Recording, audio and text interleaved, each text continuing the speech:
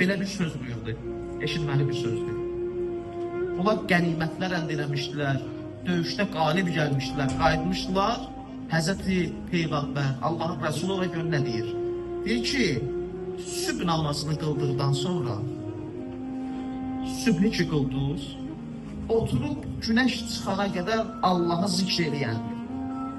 Tövbə və istiğfar edən kəslər ən gözəl qayıdışla qayıdan və ən xeyirli qənimət əldə edənlərdir.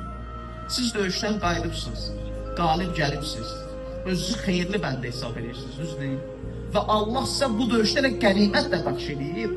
Amma bilin ki, o adam ki, sübh namazından sonra durur, Allahı ilə razı-niyaz edir, zikir deyir, tövbə edir. O həqiqi dönüş eləyən və ən çox elə qənimət qazanan insandır. Və buyururlar ki, dönüş mühümdir və dönüş eləmək üçün də insanda ümid lazımdır. Ümid buyururlar kilitdir və bütün qapıları aça biləcək bir kilitdir. Onsundan ümiddən ümidsiz olmayaq. Allah buyurur, ümidinizi kəsməyin.